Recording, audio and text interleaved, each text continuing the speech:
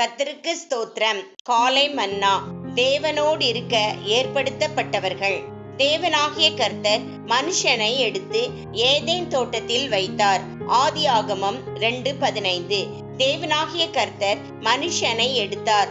தேவன் எண்ணிலடங்காத சிருஷ்டிகளை வானத்திலும் பூமியிலும் சிருஷ்டித்த போதிலும் அவர் தமது மகனான தமது மிகுந்த பாசத்தை செலுத்தக்கூடிய ஏதுவாகவும் இருக்கும்படி மனிதனை மாத்திரமே தமக்காக எடுத்தார்.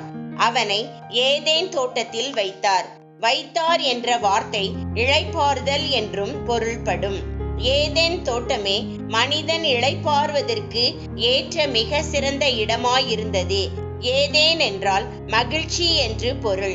மெய்யான ஏதேன் தோட்டமாகிய தேவனுடைய சபையானது கிருபையால் ரட்சிக்கப்பட்டிருக்கும் ஒரு பாவிக்கு இளைப்பாறுதலும் புத்துணர்வும் அளிக்கும் இடமாயிருக்கிறது. இளைப்பாறுதல் என்பது தோம்பலாக செயலற்றி இருப்பது என்று பொருள்படாது. ஏதேன் தோட்டத்தை பண்படுத்தவும் காக்கவும் தேவன் மனிதனை அங்கு வைத்தார். மனிதனை தோட்டத்துக்குள் அல்லது தமது சேவைக்குள் வைக்கும் முன் தேவனாகிய கர்த்தர் அவனை எடுத்தார். அதே முறைமையையே தேவன் இப்போதும் கையாளுகிறார்.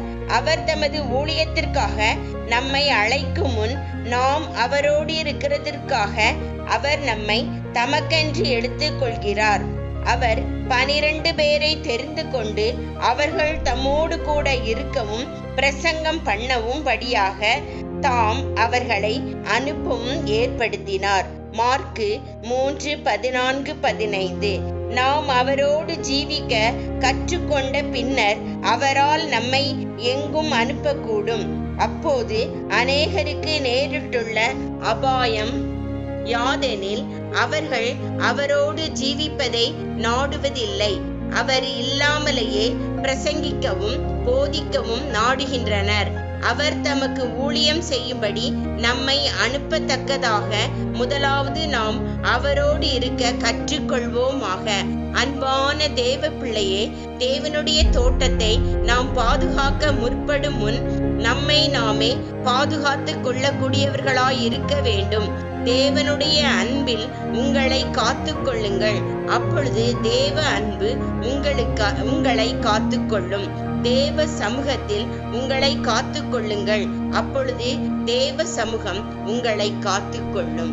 ஆமேன்.